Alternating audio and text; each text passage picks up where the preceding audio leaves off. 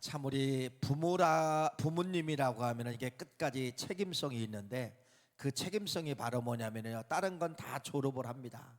뭐 학교도 졸업을 하고 다니던 직장도 졸업을 하고 다 졸업을 하는데 자녀 양육만큼은 졸업이 없어요. 그래서 연세가 100세 된 부모님이라 할지라도 자식이 70이면 80이면은 여러분 부모님이 걱정하십니다. 어디 가신다면은요, 운전한다면은요, 자식이 80된 자식이 운전하는 100세 된 어머니가 걱정하시는 거예요. 그러니까 이 부모가 하면은 뭐 하시냐면은요, 자식에 대한 농사가 끝이 있다 없다?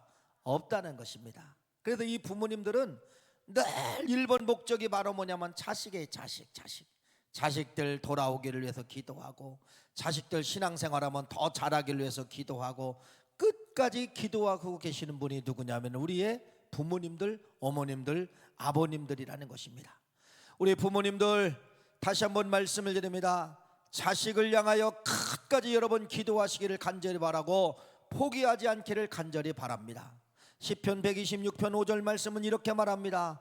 눈물을 흘리며 씨를 뿌리는 자는 기쁨으로 거두리로다.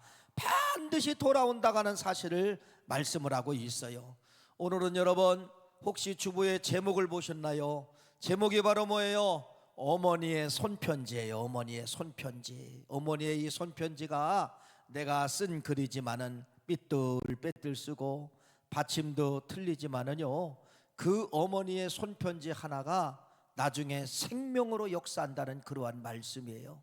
그래서 오늘 말씀을 통하여서 여러분 성경책 속에 어머니의 작은 글귀 손편지를 쓰시기를 간절히 바랍니다. 혹시나 여러분 성경책 속에 자식을 향한 손편지가 써있는 사람이 있어요, 없어요? 있으면 한번 솔직히 손들어 한번 보세요.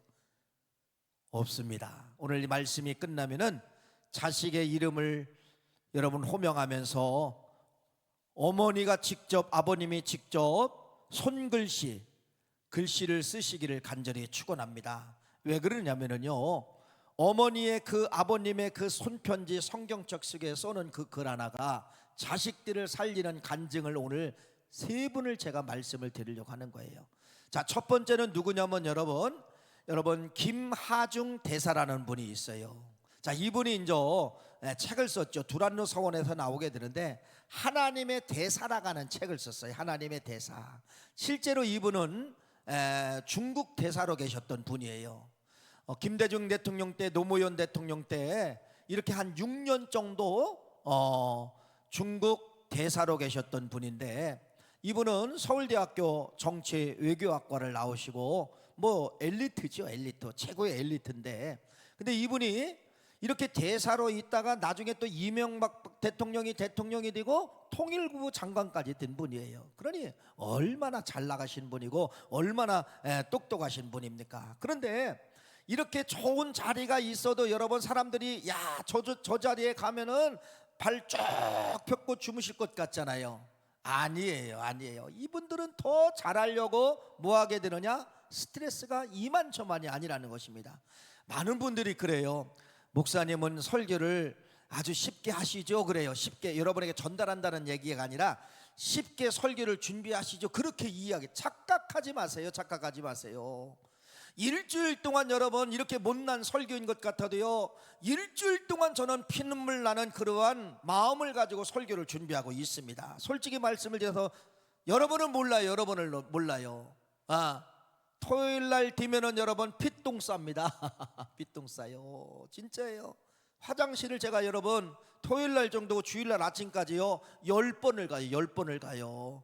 여러분 별거 아닌 것 같아도요, 이렇게 목사는 설교에 대해서 계속해서 압박이 옵니다. 스트레스가 오고 압박이 오고, 설교가 준비가 다 됐으면 또 읽어보고 또 넘겨보고 또 줄치고 또 바꿔보고, 이렇게 여러분 한 편의 설교를 만들기 위해서 이게 그냥 나오는 것이 아니라 말 그대로 온갖 스트레스를 다 받게 된다는 것이에요. 그러니까 이분도 마찬가지죠. 주중대사면 여러분 어떻게 보면 최고의 엘리트잖아요. 안 부러울 것 없잖아요. 그런데 그 자리에 올라가면은 압박이 찾아오고 엄청난 스트레스가 찾아오는 것이에요. 너무나도 사람이 그렇잖아요. 스트레스의 극치의 극치의 극치는 바로 뭐냐면요, 스트레스도 뭐냐면요, 죽고 싶은 거예요. 죽고 싶은 거예요. 이분도 이렇게 주중 대사로 있으면서 너무나도 압박이 오고 대북 문제가 풀리지 아니하고, 그러다 보니까 여러분, 이분이 결국은 여러분 그 높은 자리에 있으면서 자살하려고 했어요. 그 높은 자리에 있으면서 자살하려고 했는데, 자살하려고 이제는 마음을 탁 먹고서 자기 책장, 지금까지는 눈에 보이지 않았어요. 근데 여러분 보세요. 우리 어머님들 돌아가셔도요, 하늘나라 가셔도 여러분의 모든 유품은 다 사라져도 어머님 아버님이 손때 묻은 성경은 여러분 자식들이요, 불효자식 아닌 이상은 절대로 이 성경 버리지 않아요. 이해가 되십니까? 여러분이 콧대 묻은 거, 여러분이 땀 묻은 이 성경은 여러분, 성경은 자식이 절대로 이 성경은 버리지 않는 거예요. 이 김하중 이 대사님도 어머니가 돌아가시고 먼저 그렇다고 해서 믿음이 좋은 것도 아니에요. 그냥 자기 책 속에, 서재 속에 어머니 성경책이 늘 꽂혀 있었는데, 평상시는 바쁘다 보니까 이 성경이 보이지 않은 거야. 수많은 책들이 많이 있어 안 보였어요. 그런데 이제 결심한 거예요. 죽고 싶다. 이제는 죽어야 되겠다.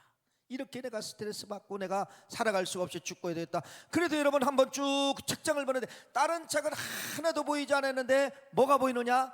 어머님의 성경책 꽂혀 있는 게 이때 보인 거예요. 수년 동안 책상 속에 있었는데 안 보이는데 그때 어머님의 성경책이 딱 보인 거예요. 그래서 여러분, 사람이 그렇잖아요. 마지막 자살하려고 죽으려고 하는 사람들은요, 자기 부모님들의 묘소를 찾아간다든지 꼭 이상한 짓을 한다는 것입니다. 어머님의 성경책이니까 첫 장을 딱 열었더니 세상에 이게 웬일입니까? 어머니가 작은 손글씨를 써놓은 거예요. 이렇게 써놨다고 합니다. 하중아, 사람을 의지하지 말고 하나님만 바라보아라. 하중아, 너의 마음을 하나님만 온전히 신뢰하라. 이 말씀을 어머니가 써놓으신 거예요. 앞장에다가 아들 이름을 써놓으면서 이 말씀을 써놓은 거예요. 그래서 여러분, 죽으려고 했던 이 김하중 이 대사님이 결단을 한 겁니다. 어머니가 부르는 것 같고 어머니가 손짓하는 것 같고, 그래가지고 여러분, 아니다, 내가 여기서 죽으면 어머니를 만나지 못한다, 내가 살아야 된다.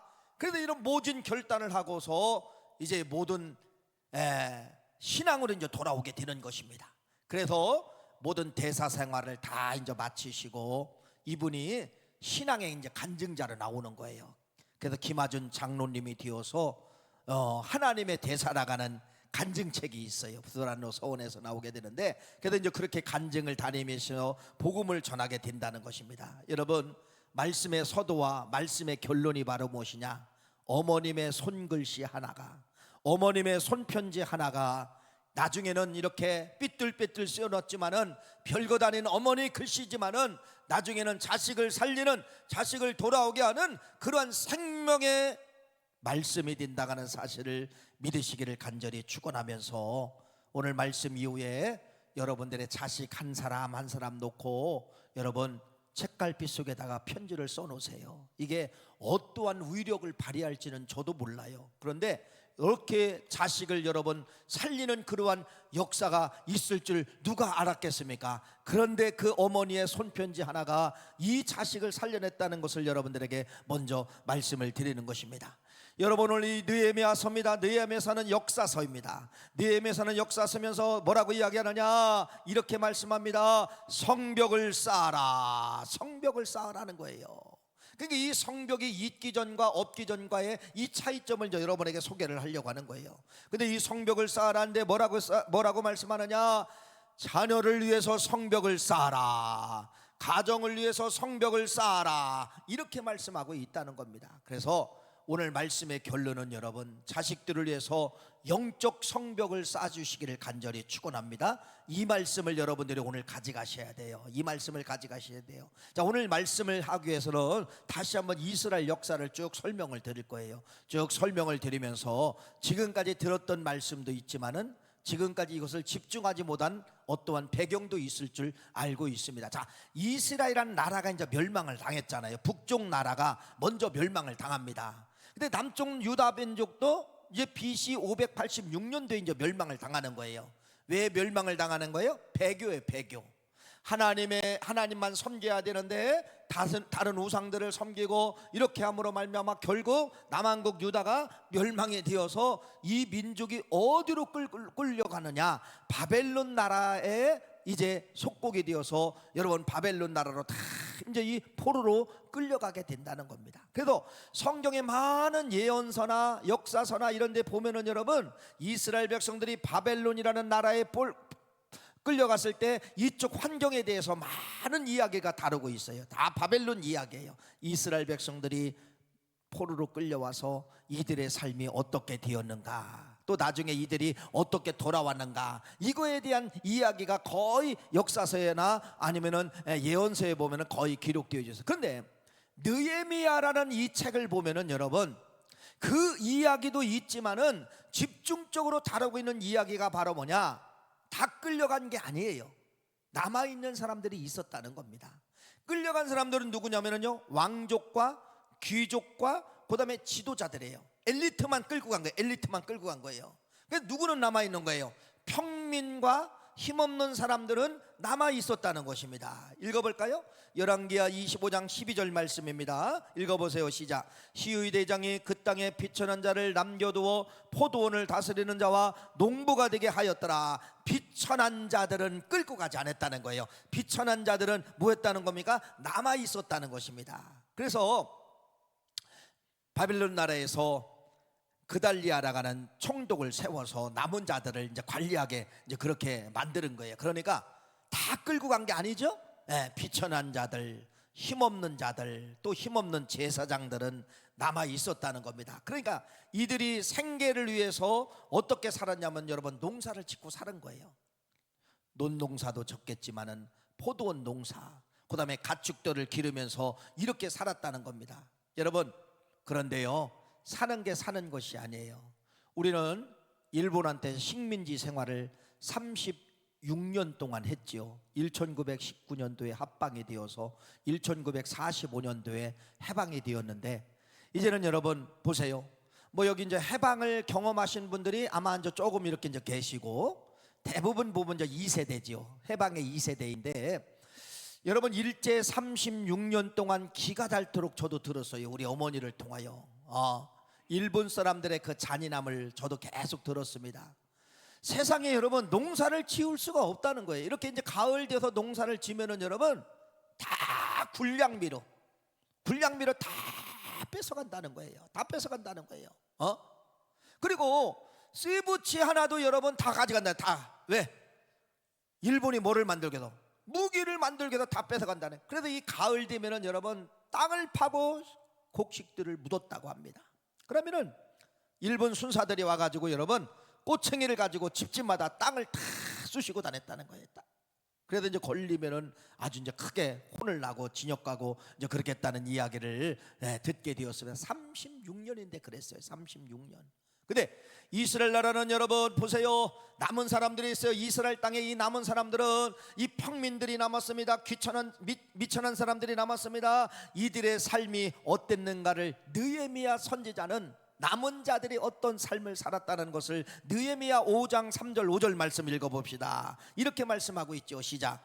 어떤 사람은 말하기를 우리가 밭과 포도원과 집이라도 도장 잡히고 이 흉년에 곡식을 얻고자 하고, 어떤 사람은 말하기를 우리는 밭과 포도원으로 돈을 빚내어 왕에게 세금을 바치리라. 우리의 육체도 우리의 형제의 육체와 같고 우리 자녀도 그들의 자녀와 같거늘 이제 우리 자녀를 종으로 파는도다. 우리 딸 중에 벌써 종된 자가 있고 우리의 밭과 포도원이 이미 남의 것이 되었으나 우리에게는 아무런 힘이 없도다 하더라. 자, 이런 비극적인 상황을 느헤미야 선지자는 기록을 하고 있다는 겁니다. 농산물 거둘 것이 하나도 없었다는 거예요. 세금 내기 위해서 땅을 담보로 잡고 그 돈을 가지고 세금을 냈다고 말씀을 하면서, 그러면서 뭐라고 이야기하느냐? 인신매매가 시작이 되는데 다른 사람이 인신매매를 하는 것이 아니라 자기 부모가 돈 때문에 딸들을 인신매매하였다, 종으로 팔아넘겼다, 이런 비극적인 상황을 말씀을 하고 있다는 것입니다. 이게 사는 게 아니죠. 그러면서 여러분 보세요. 느헤미야 4장 11절 말씀 화면에 나옵니다. 다시 한번 읽어봅시다. 우리의 원수들은 이르기를 그들이 알지 못하고 보지 못하는 사이에 우리가 그들 가운데 달려들어가 살육하여 역사를 그치게 하리라 하고, 엄청난 폭력의 사건들이 있게 된 것이에요. 그러니 이때 당시 여인들의 삶은 어땠을까요? 에가서라는 말씀에 이렇게 말합니다. 에가서 5장 11절 말씀 읽어봅시다. 시작. 대적들이 시온에서 부녀들을, 유다 각 성읍에서 처녀들을 욕보였나니라. 참 비극이죠. 여인들은 여러분 말 그대로 살아갈 수가 없는 이러한 환경을 말하고 있는 겁니다. 농사를 져도 안 됩니다. 여러분 자식을 종으로 팔아넘기는 시대입니다. 부모가 자식을 여러분 팔아넘기면서 끝나는 것이 아니라 모든 자녀들이, 딸들이 여러분 성폭행을 당하는 이러한 압제 속에서 살게 되었다는 거예요. 이게 지금 남은 자들의 생활이에요. 남은 자들, 지금 포로로 잡혀간 자들의 생활이 아니라 이 남은 자들. 그러니 여러분 나라가 없어졌으니까 여러분 세상에요, 그 옆에는 수많은 족속들이 있어요. 사마리아 족속이 산발랏에 의해서 쳐들어와 가지고 아까 말씀을 모든 걸 다 약탈해 버리는 겁니다. 암몬 족속인 도비아가 쳐들어와 가지고 또 마찬가지로 다 여러분 약탈해 갑니다. 게셈 세력의 아라비아 족속이 와 가지고 여러분 모든 걸 약탈해 가렵니다. 아스돌이 쳐들어와 가지고 남아날 게 없어요. 이 민족이 쳐들어오고 저 민족이 쳐들어, 다섯 민족이 여러분 이 이스라엘 민족을 공격을 해가지고 모든 재산을 훔쳐가고 여러분 가져가고 종으로 팔려가고, 이러한 최악의 상황을 지금 어디서 맞이하고 있는 거예요? 남은 자들이 최악의 환경, 최악의 상황 속에서 지금 살고 있다. 이것을 여러분들이 먼저 한번 생각을 해보세요. 자, 이게 이제 몇 년이에요? 70년을 그렇게 사는 거예요. 70년. 우리는 36년 반이잖아요. 근데 이 이스라엘 민족은 이런 생활이 70년 동안 사는 거예요. 70년 동안 여러분 이런 삶을 사는 거예요. 이런 삶을 사는 거예요. 그래서 결국은 이스라엘 민족이 이제 돌아오게 되죠. 그 돌아오는 것을 뭐라고 하느냐, 1차 기환, 2차 기환, 3차 기환, 이렇게 이제 성경은 말하는 거예요. 그래서 바벨론으로 잡혀갔던 사람들이 70년 만에 1차로 기관을 하게 되는데, 스룹바벨이라는 선지자에 의해서 1차 5만 명이 돌아오게 되는 거예요. 5만 명이 돌아와서 1번 바로 뭐냐, 성전을 재건하는 거예요. 성전, 하나님의 무너진 성전을 재건하다가 아까 이제 그런 다섯 민족들이 공격을 받았잖아요. 그러니까 이스라엘 민족을, 성전을 재건하지 못하도록 계속해서 또 공격을 하는 겁니다. 그래서 16년 동안 여러분 이 성전을 완공하지 못하고 그냥 묻혀져 버린 거예요. 또 묻혀져 버린 거예요. 2차가 돌아옵니다. 에스라에 의해서 1500명 정도가 돌아오게 되는데, 에스라는 뭐를 갖고 들어오냐, 하나님의 말씀을 가지고 돌아오는 거예요. 하나님의 말씀을 가지고 돌아와 가지고 피폐된 이러한 이스라엘 백성들에게 너희들 말씀을 붙잡아야 산다. 그래서 막 부흥회를 시작하는 겁니다. 말씀의 부흥의 역사가 일어나게 되는 것이에요. 자, 그러면서 이제 오늘 말씀 느헤미야 선지자에 의해서 3차가 돌아오게 되는데, 이 느헤미야는 누구냐면요, 아닥사스다 왕의 술 맡은 관원장이에요. 술 맡은 관원장. 여러분, 술 맡은 관원장이라는 것은 최고의 높은 권자에 있는 거예요. 왜? 왕에게 마지막 음식이 갈 때 음식을 맡은 관원장도 있지만은 술 맡은 관원장이 느헤미야예요. 그래서 마지막 왕에게 술을 갈 때 그 신하가, 느헤미야가 술을 찍어서 자기가 먹어봐야 됩니다. 그래서 독이 없으면 그것을 왕 앞에 드리는 것이에요.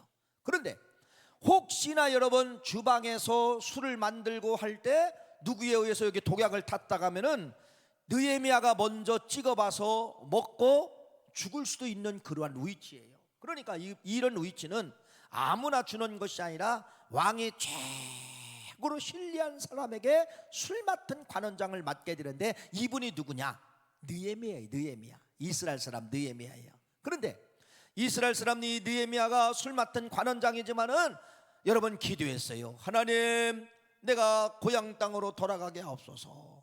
지금 고향 땅에는 이러한 아픔이 있고 이런 어려움이 있는데 내가 성벽을 재건하겠습니다. 이렇게 기도했는데 왕이 알은 거예요. 왕이 알고, 느헤미야야, 네가 무슨 걱정이 있느냐. 그래서 이 느헤미야가 왕에게 다 설명한 겁니다. 여차여차 그러느냐, 그러면은 네가 성벽을 재건하고 돌아와라. 너는 반드시 돌아와야 된다. 이 왕이 윤허가 내린 거예요. 그래서 여러분, 이 왕이, 이 느헤미야가 여러분 여러 가지 이제 군사를 데리고 갑니다. 사람들을 데리고 갑니다. 여러 가지 재료들을 다 가져갑니다. 물자 공급도 해주고, 그다음에 모든 군사도 주고, 모든 걸 다 여러분 느헤미야에게 주고 너는 돌아와라. 그래서 이 느헤미야가 왕의 하다를 통하여서 재료까지 받고 군사까지 받고 사람까지 여러분 이렇게 해가지고 고향 땅에 돌아와서 52일 만에 이 성벽을 재건하게 되는데, 이게 그냥 재건하는 것이 아니라 밤새 공사를 한 거예요. 근데 한 손에는 무기를 들고, 읽어볼까요? 느헤미야 4장 17절 말씀입니다. 시작. 성을 건축하는 자와 짐을 나르는 자는 다 각각 한 손으로 일을 하며 한 손에는 병기를 잡았는데, 이렇게 아까 도비야 또 여러 가지 족속들이 막 공격을 해오는 거예요. 그래서 여러분 한 손에는 무기를 가지고 한 손을 가지고서 성벽을 여러분 쌓게 되는데, 며칠 만에 그 성벽을 쌓게 되었다는 거예요. 52일 만에 성벽을 쌓게 되었다, 이렇게 말씀을 하고 있어요. 그런데 성벽을 쌓기 전에 여러분 이 느헤미야는 백성들에게 호소하는 겁니다. 성벽을 쌓는 이유가 있다, 이걸 선포하는 거예요. 성벽을 쌓는 이유가 바로 무엇이냐? 오늘 본문 말씀이 그 말씀입니다. 한번 다시 한번 읽어볼까요? 느헤미야 4장 14절 말씀이 오늘 본문 말씀입니다. 시작. 내가 돌아본 후에 일어나서 귀족들과 민장들과 남은 백성에게 말하기를, 너희는 그것들을 두려워하지 말고 지극히 크시고 두려우신 주를 기억하고 너희 형제와 자녀와 아내와 집을 위하여 싸우라 하였느니라. 이걸 선포하는 거예요. 너희들이 이 성벽을 쌓는 것은 너희들이 목숨 걸고 이 성벽을 쌓아야 되는데, 왜 쌓아야 된다는 거예요? 형제와 자녀와 아내와 집을 위해서 반드시 너희들이 성벽을 쌓아야 된다, 이렇게 말씀하고 있어요. 왜? 성벽을 쌓는 이유가 바로 뭐예요? 가정을 지키려고 성벽을 쌓으라는 겁니다. 그래서 여러분이 자녀를 지키기 위해서 성벽을 쌓으라는 거예요. 지금까지는 너희 자녀들이 다 잡혀가고 너희 자녀들이 유린당했지만은 이 성벽이 없어서 그렇다. 그래서 너희들이 이 성벽을 쌓아야 된다. 분명한 느헤미야 선지자가 목적을 가지고서 여러분 이렇게 말을 하는 거예요. 우리나라도 옛날 한양도성이라고 하죠. 한양도성. 한양을 지키기 위해서 여러분 뭐가 있었냐면 성이 있었어요. 성. 지금도 여러분 서울에 가보면은 서울역 조금 옆으로 가보면은 남대문이 있어요. 남대문. 이 남대문이 여러분 문이에요. 문. 저 동쪽에 가면 동대문이 있고, 북쪽에 가면 북문이 있고, 서쪽에 가면 서문이 있어요. 이렇게 한양수도 전체를 감싸고 있는 것이 뭐냐면 이게 성벽이에요. 성벽. 지금 예레미야는 이 성벽을 쌓으라는 거예요. 이 성벽을 쌓는 이유는 누구를 지키기 위해서? 가정을 지키기 위해서, 특별히 자녀들을 지키기 위해서 성벽을 쌓아라, 이렇게 말씀을 한 거예요. 아까 여러분 김하중 우리 장로님에 대해서 말씀을 드렸지만은, 여러분 자녀를 위해서 여러분들의 손편지 한글, 여러분 이것이 바로 뭐냐면요, 성벽 쌓는 거예요. 성벽 쌓는 거예요.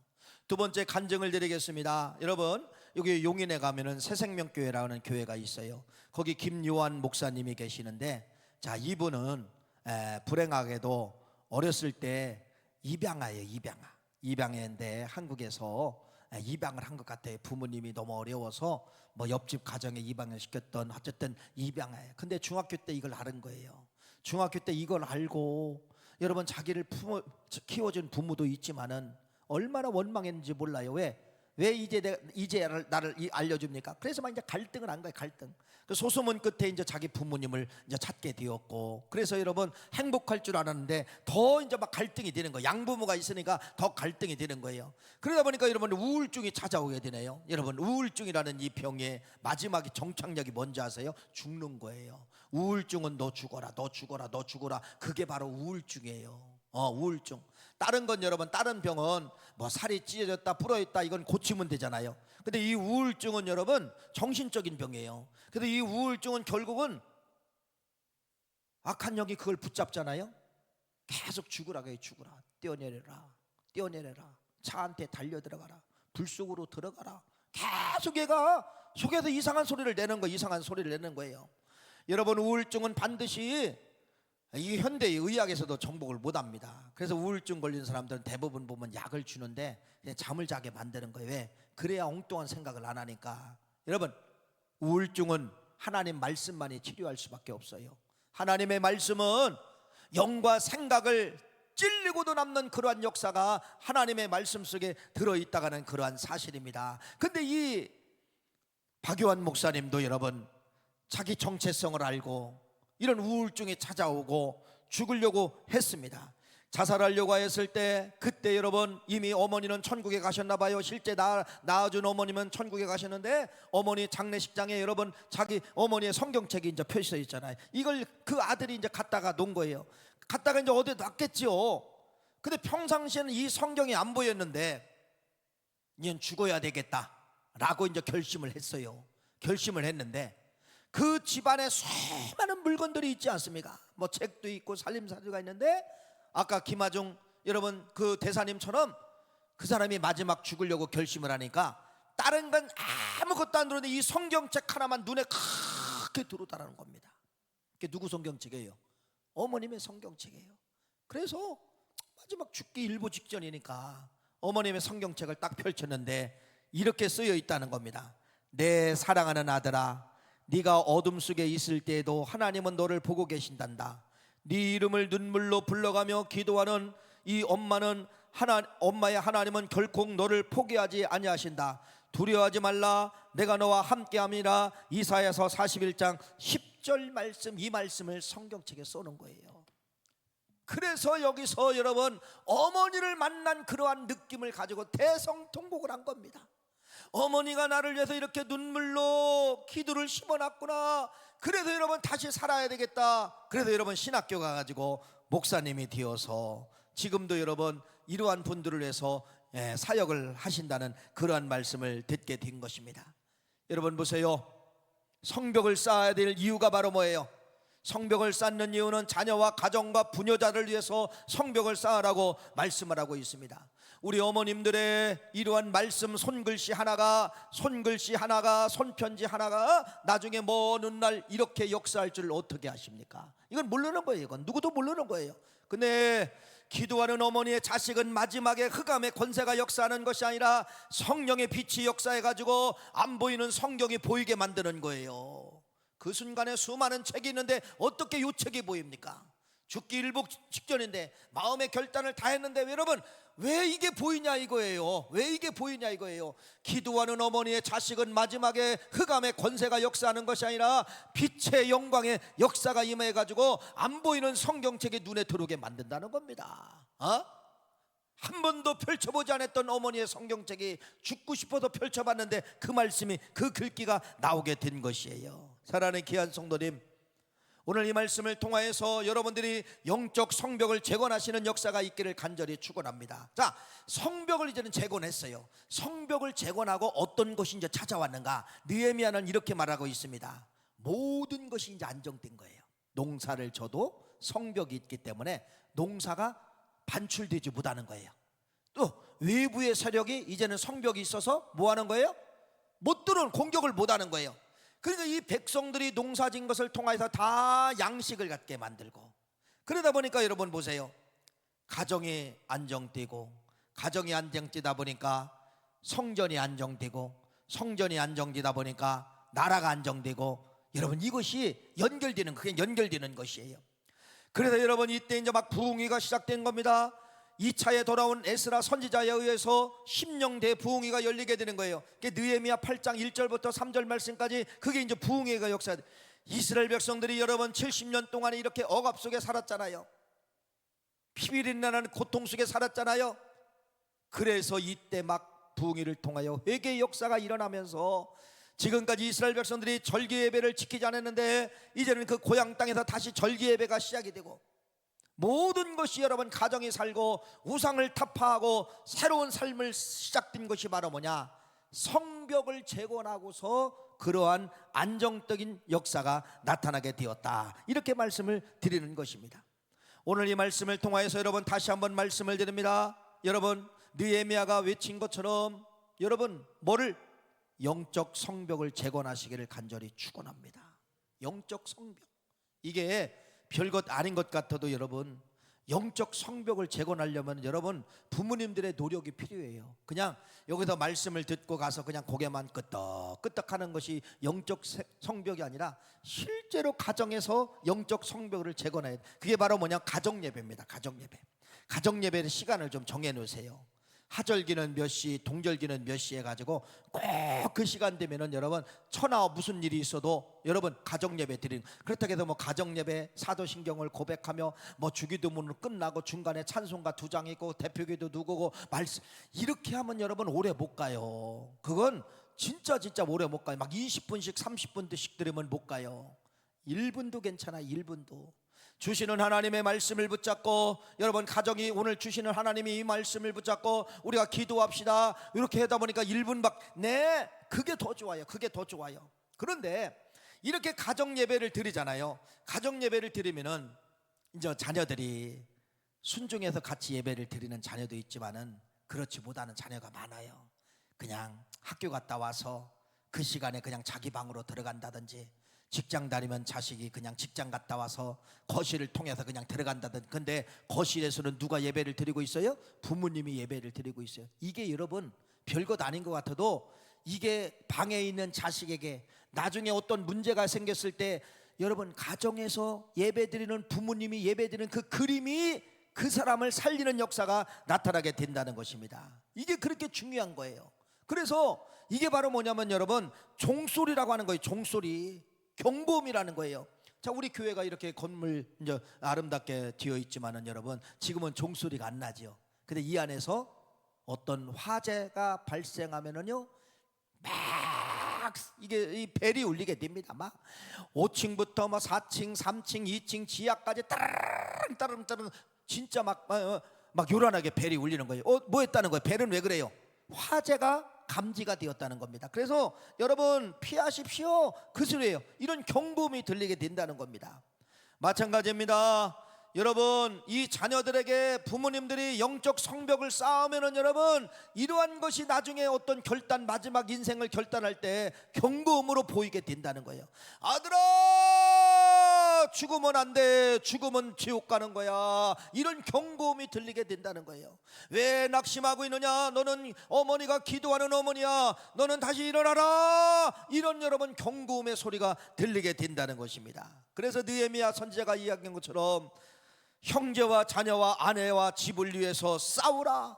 성벽 제거는 가정을 지키는 겁니다. 성벽 제거는 여러분 신앙을 지키는 겁니다. 성벽 제거는 여러분 미래를 살리는 것입니다. 그래서 여러분들이 성벽 제거하는 역사가 있기를 간절히 축원합니다. 그림의 그림, 아까 손편지도 그림이고 그 다음에 여러분 가정예배 드리는 것도 그림이에요. 근데 자식은 안 드려. 근데 그림이 들어와요. 그림이 들어와. 여러분 이 자식 이렇게 유치부나 이 초등부, 이렇게 유초등부 가르치는 선생님들을 보면요 마찬가지예요. 똑같아요. 설교 시간 되면 이놈이요 더 뛰어다녀, 막 예배를 방해하고 막 그래. 그런데도 여러분 설교가 들어갑니다. 뛰어다니지만은요 한 포인트 설교가 들어가는 거예요. 여러분 지금 제가 35분 정도 40분 정도 설교를 하는데 여러분이 40분 35분 이걸 다 기억합니까? 기억하면 천재예요. 설교는 무조건 내가 한 포인트만 가지고 간다, 이렇게 되어야 됩니다. 오늘 중요한 말씀 한 포인트가 뭐냐? 오늘 바로 뭐예요? 그냥 제목처럼 손글씨예요. 손글씨는 영적 성벽이 된다, 그 말씀이에요. 그냥 오늘 여러분 예배 끝나고 집에 가셔서 다음 주까지 가면 안 돼요. 생각났을 때 이번 주 오늘 저녁에 자식의 이름을 부르면서 여기다가 손편지를 꼭 쓰세요. 다음 주 숙제 낸 것을 제가 다 점검할 겁니다. 자식의 이름을 부르면서 부모님이 원하시는 손편지를 써놓으시라는 거예요. 다음 주 또 안 돼요. 잊어먹어요. 그 다음 주 또 잊어먹어요. 이번 주밖에 없어. 이번 주 내가 손편지를 쓸 수 있는 그러한 시간은 이번 주밖에 없다고 생각하시고 여러분 이번 주에 돌아가셔서 여러분들이 써놓은 손편지는 다 뭐가 된다? 영적 성벽이 된다는 겁니다.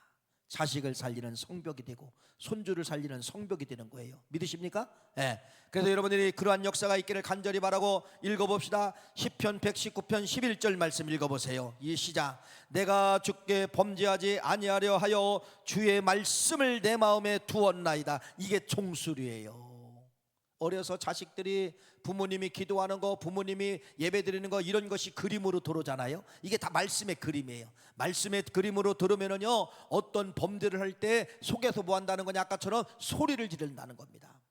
안 돼! 기도하는 어머니 자식이 그렇게 하면 되느냐? 안 돼, 안 돼, 안 돼! 일어나! 돌아와라! 이렇게 막 경고음을 막 그냥 따르릉 하면서 자식의 마음속에서 이러한 경고음을 들리게 만든다는 거예요. 시편 기자가 그렇게 말씀을 하고 있는 것입니다. 사랑하는 귀한 성도님, 그래서 우리는 자녀를 향하여서 영적 성벽을 쌓아야 됩니다.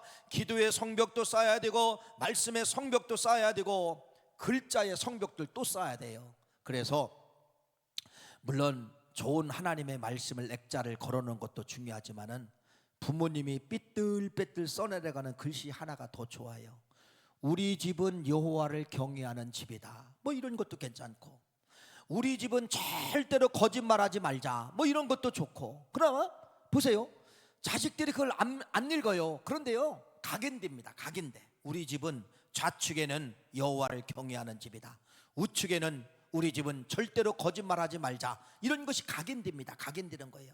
딱 각인되면 아까 얘기한 것처럼 여러분, 사람이 거짓말할 수 있는 환경이 찾아오잖아요. 그러면 자기 집에 우측에 있는 그 말씀의 문구가 딱 들어오는 거예요. 평생 여러분, 이 자식들이 올바른 길로 갈 수 있는 것은 바로 이런 뭐냐면은 부모님들의 영적 뭐가밖에 없다? 영적 성벽을 쌓는 것밖에 없다가는 그러한 사실입니다. 여러분, 아무리 아이들이 뛰어노는 것 같아도요, 말씀 들어옵니다. 저 자식이 방에 들어가서 예배를 안 드리는 것 같아도 여러분 다 알아듣습니다. 신방 가면은 신방 왔다고 부모님들은 거실에서 상표 놓고 하는데 자식들은 자기 방으로 쏙 들어가요. 그러면 막 그래, 막 나오라. 안 나와요, 안 나와요. 나는 그래요, 내버두세요. 왜? 다 들어요, 다 들어요, 다 들어요, 다 들어요. 다 듣게 되어 있습니다. 사랑하는 귀한 성도님, 이사야서 55장 11절 말씀 한번 더 읽어봅시다. 시작. 내 입에서 나가는 말도 이와 같이 헛되이 내게로 되돌아오지 아니하고 나의 기뻐하는 뜻을 이루며 내가 보낸 일에 형통하매로다. 할렐루야. 영혼은 반드시 듣는다는 사실을 믿으시기를 간절히 축원합니다. 이제 마지막 간증 하나. 미국에서 이제 사역하시는 분인데 사무엘 김이라는 목사님이 계셔요. 어렸을 때 미국으로 이제 이민을 가셔서 참 미국 사회라는 것이 이게 참 보통 차별이 많은 나라가 아닙니다. 그런데 우리 동양인들을 더 차별해요. 여러분, 미국이나 유럽 같은 데 가보면은요, 우리는 그렇게 생각하는 거예요. 그래도 우리는 황인종이기 때문에 저 블랙맨, 아프리카 사람들보다는 우리가 더 인정받을 거야. 전혀 그렇지 않아요. 우리는 꼴찌예요. 황인종이 꼴찌예요. 2등이 어디냐면요, 블랙맨이에요. 아프리카 사람이. 왜? 그들은 뭐는 하기 때문에? 언어는 하기 때문에. 근데 우리 동양 사람들은 언어가 그렇게 안 돼요. 안 돼요. 20년 30년 살아도 여러분 안 되는 게 언어예요. 안 되는 게 언어예요. 그러니까 이 사무엘 김이라는 분도 미국에 가서 여러분 언어가 안 되니까 왕따를 당하는 거예요. 왕따를 당하는 거예요. 또 동양인이라고 이제 왕따를 당하는 거예요. 왕따를 당하는 거예요. 그러니까 이 어린 심정에 얼마나 가슴이 아팠겠습니까? 그래서 이분도 죽으려고 생각을 한 것 같아요. 죽으려고 생각했는데 아까 말씀드린 이게 다 똑같은 거예요. 평소에는 보이지 않았지만은 여러분, 사람이 마지막 죽으려면은요, 뭔가를 정리를 해요. 물가에서 죽는 사람들은요, 마지막 죽을 때 꼭 신발을 정리한답니다. 신발을 막 흩어져 놓고 물에 싹 빠져 죽는 것이 아니라 신발을 가지런히 놓고 마지막 정리한다는 거예요. 사람 심리가 그렇대요. 사람이 마지막 죽으려고 결단을 하면은요, 여러분, 사람이 안 보이는 것이 이제 보이게 되는 거예요. 아까 얘기한 것처럼 이분도 어머니 성경책이 보이게 된 거예요. 어머니 유품이죠. 여러분, 다른 건 다 없어져도 여러분, 어떤 불효자라도 이 성경은 버리지 않아요. 부모님이 썼던 성경은 절대로 버리지 않습니다. 여러분, 이건 유산이 되는 거예요. 유산이 되는. 그래서 여기다가 손편지를 써놓으라는 거예요. 그래도 이 사무엘 이분도 여러분 어머님의 성경책에서 글귀를 발견한 겁니다. 사무엘아, 네가 아무리 멀리 있어도 하나님은 너를 찾으신단다. 엄마는 너를 위해 매일 기도하고 있어. 제발 사람 줘. 너는 하나님의 아들이야. 이렇게 써놓은 거야. 그러면서 시편 139편 7절 10절 말씀을 또 써놨어요. 내가 주의 영을 떠나 어디로 가며 주의 앞에서 어디로 피하리까? 내가 하늘에 올라갈지라도 거기 계시며 서울에 내 자리를 펼지라도 거기 계시니 내가 새벽 날개를 치며 바다 끝에 거주할지라도 거기서도 주의 손이 나를 인도하며 주의 오른손이 나를 붙들리라. 이게 어머니가 시편 137편 말씀을 써놓은 거예요. 아니, 어쩌면 오늘 상황을 보고 어머니가 그걸 써놨겠습니까? 어머니가 이 상황을 여러분 아는 것처럼 어머니가 써놓은 거예요. 그래서 이분도 거기서 통회하고 자복하고 나중에 신학교 가서 목사님이 되어서 지금 미국에서 이제 청소년 사역, 이제 그렇게 마음의 갈등, 뭐 죽고 싶은 청소년들이 있잖아요. 그 친구들을 이제 사역하는 그러한 사역자가 되었습니다. 사랑하는 귀한 성도님, 오늘 말씀에 서론에서 말씀을 드린 것처럼 자녀를 위해서 여러분 성벽을 쌓으셔야 됩니다. 그것이 바로 뭐냐? 여러 성벽이 있지만은 여러 성벽 쌓으려고 하지 말고, 또 내가 계속해서 나중에 말씀을 드리겠지만은 오늘은 성경책 앞쪽에다가 손편지를 좀 써놓으세요. 손편지를 너무 길게 쓸 것도 없고, 사랑하는 아들 아무에게, 사랑하는 딸 누구에게, 사랑하는 손자 누구에게. 여러분, 이것이 나중에 어떻게 역사할지는 모르는 거예요. 세 분의 간증을 말씀을 드렸잖아요. 다 살아났어요. 뭐 때문에? 어머님의 위대한 손편지가 그 자식들을 마지막 위기 때 살렸다는 겁니다. 어떻게 어머니가 이 자식 그렇게 될 줄알고 써놨어요? 아니에요. 그런데 그런 말씀이, 어머니의 말씀 손편지 하나가 생명으로 돌아오게 되었다고 하는 것을 말씀을 드립니다. 그래서 아까 말씀을 드린 것처럼 오늘부터 이번 주에요, 또 내일 넘어가도 또 이게 잊어먹어요. 오늘 저녁에 가서 다 쓰세요. 할렐루야.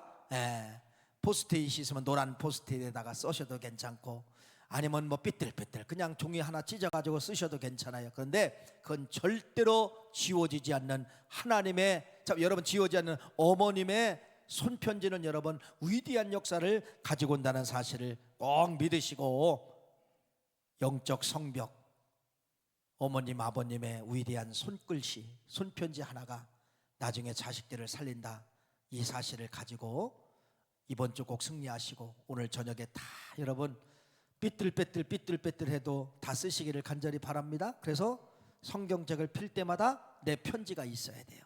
어떻게 역사할지 모릅니다. 기도하시겠습니다.